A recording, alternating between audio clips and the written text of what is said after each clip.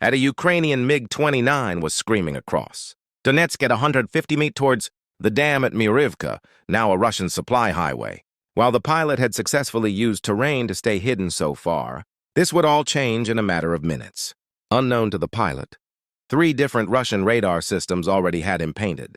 An S-400's gravestone radar had locked him at 38 kilometers. The Tour M2 was tracking from the south, and a Buck M3 was warming up to the east. Enough overlapping missile coverage to turn any aircraft into aluminum confetti. The pilot's eyes locked on the reconnaissance feed streaming to his display. The dam at Lvivka had been turned into a superhighway of Russian supply trucks using Ukrainian civilian drivers. So in order to avoid civilian casualties, the strike had to happen now. The MiG-29 was following the Dnepro River valley using the natural depression in the terrain to mask his approach. Flying at 880 km/h, just 150 meters above the ground, he had one advantage. As long as he stayed in the valley, the surrounding hills blocked him from radar. But that protection would end when the valley opened up into flat farmland. After that, the final 8 kilometers to the target would be completely exposed. What pilots called the shooting gallery.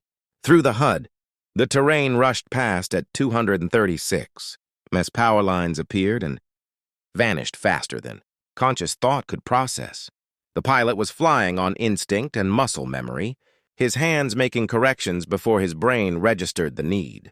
This wasn't flying. It was controlled falling with style, but avoiding becoming one with the Ukrainian countryside was the least of his concerns at this moment.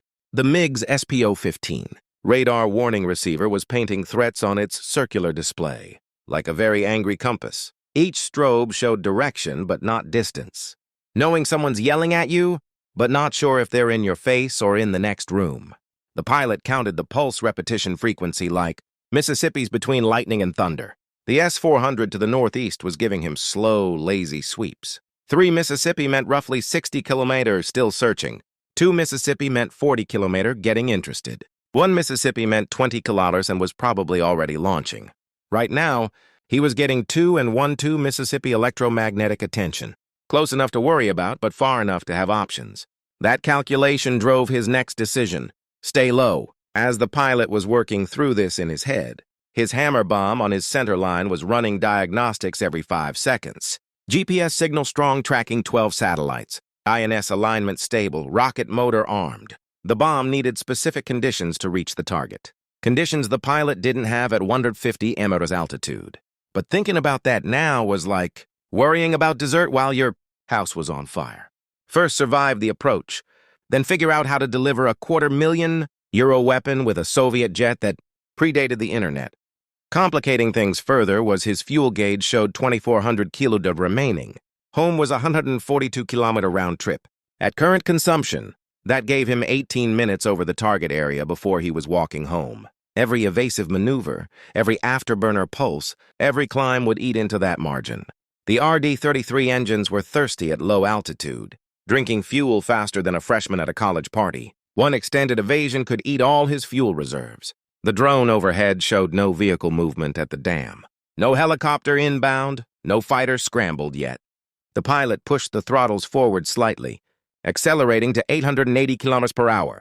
Every second he saved now was a second he could spend over the target, or a second less being shot at. The pilot reached the edge of the valley and discovered what radar coverage actually meant. The SPO-15 went from showing lazy search patterns to what sounds like a McDonald's kitchen during the lunch rush. 6 different emitters suddenly spiked in intensity. The S-400 that had been casually searching snapped to attention, its beam narrowing from a searchlight to a laser. The pilot had gone from invisible to center stage in half a second. The S-400's gravestone radar locked him up at 38 kilometers. The lock tone in his headset went from intermittent chirps to a solid screen that meant missile launch imminent. The SPO-15 radar warning.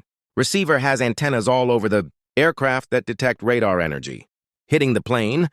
Think of it like having microphones that only hear radar waves. When a radar beam sweeps past you once every few seconds, you're being searched. The SPO-15 plays slow beeps. When that same radar starts hitting you, multiple times per second, and stays focused on you, you're being tracked. The beeps speed up. When radar locks on for a firing solution, it hits you continuously with a narrow focus beam that doesn't let go. That's when you get the solid tone. That means missiles are probably seconds away. The SPO-15 can even identify which type of radar it is by its unique frequency and pattern, like recognizing someone's voice. Right now, it was screaming that an S-400 had locked him solid. The engagement envelope of the S-400's 48 N6 missile was 400 kilo, but at low altitude, terrain, and Earth curvature cut that to maybe 40. He was at 38. The pilot rolled into a knife-edge turn, pulling 7 Gs while maintaining altitude. The maneuver put this velocity vector perpendicular to the radar beam. 0 radial velocity. Doppler radars work by detecting the frequency shift of moving objects. No movement toward the radar means no frequency shift. No frequency shift means you look exactly like terrain. The radar literally can't distinguish between you and the Earth you're flying over. The lock broke, but the maneuver cost him speed and position. He was now heading away from the target, sapping energy. Suddenly, a Tour M2 lit up 8 kilometers south. The Tour used command guidance instead of active radar homing. The missile didn't have its own seeker. Instead, the ground radar tracked both the target and the missile, sending course corrections via data link every 0.1 seconds.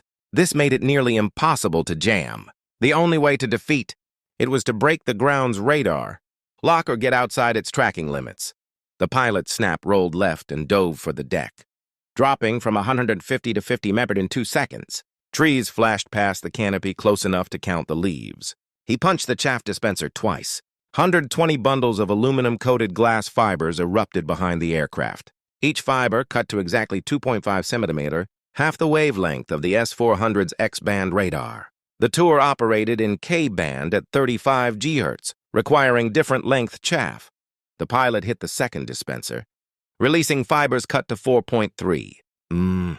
Now he had coverage across multiple radar bands, creating what pilots call a chaff corridor, a tunnel of false returns he could hide inside. The pilot activated the ECM pod. The near SPS-141 jamming pod created a fake aircraft on the radar screen, then slowly moved it away, hiding the real MiG in ground clutter. The Tour's operator was now tracking a ghost that didn't exist while the real MiG disappeared into terrain clutter.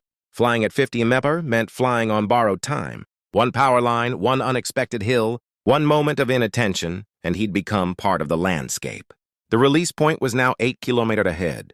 The pilot made a choice: create chaos. If everyone was shooting at him, no one could coordinate. Messy, dangerous, but sometimes the confusion was its own defense. His left hand moved to the countermeasures panel, ready to dump everything he had.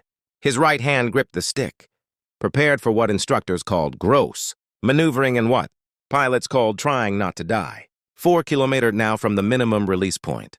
The next 60 seconds would determine whether this mission became a success story or a cautionary tale. The fuel gauge showed 2,150 kg. Still enough time to get home if nothing goes wrong. But in combat, something always goes wrong. The pilot lit the afterburners and pulled straight up. The twin RD-33 engines roared to maximum thrust, orange flames extending 6 meters behind the aircraft. He went from invisible to broadcasting his position like a lighthouse on fire. Inside the S-400 command vehicle, the operator's eyes widened as the target went from barely visible ground, clutter to a bright climbing contact, target altitude climbing through 1,000-meter rate of climb, 330 a second, predicted altitude in 10 seconds, $5,000. The fire control computer began calculating an intercept solution, but the target's trajectory kept changing. The operator selected 2 missiles and initiated the launch sequence. Authorization from battery commander granted. Missile doors opening. Target data uploading to missiles. Launch in 543. The climb was insane. From 50 mt to 5,000 nep in 18 seconds, pulling 4 Gs continuously. The pilot's body weight quadrupled. His arms felt like they were made of lead. His head like someone was standing on it. His suit inflated, squeezing his legs and abdomen like a python. At 4G sustained, gray out was beginning. Peripheral vision was fading to tunnel vision. The pilot added a barrel roll to the climb, corkscrewing upward in a helix pattern. To the SAM operators, his trajectory looked like a snake climbing a spiral staircase. Fire control computers couldn't predict that because no sane pilot would do it. At 5,000 m, inverted, Nose pointing at the ground, the pilot finally had what he needed. The hammer could reach the target from here. The weapon system showed green across the board, but he was also centered in 3 different engagement envelopes with missiles, probably already in the air. Time to either release or abort. No middle ground. The pilot rolled upright and steadied the aircraft for exactly 2 seconds. In those 2 seconds, the hammer's initialization sequence ran at electronic speed. GPS verified, INS aligned, rocket motor continuity check, infrared seeker calibration, flight computer trajectory, warhead safe arm, all green, ready for release. Meanwhile, 2 S-400 missiles left their launchers climbing at 2,000 ms toward his position. The 48 NDM missiles were 7 and 1/2 m of bad news, accelerating at 30 Gs. Each carried a 180 kg warhead with proximity fuse. Time to intercept, 35 seconds. With missiles inbound, he pressed the pickle button. The MiG jumped up, suddenly lighter and infinitely more agile. The instant the weapon cleared, the pilot rolled, inverted, and pulled toward the earth with everything the airframe could handle, 9.5 Gs, the edge of structural limits. The dive took him from $5,000 to 500 meters in 8 seconds, accelerating past the speed of sound. Wind shook the aircraft as shock waves formed and collapsed around the wings. Mach 1.1 and climbing. The S-400 missiles tried to follow but couldn't match the trajectory change.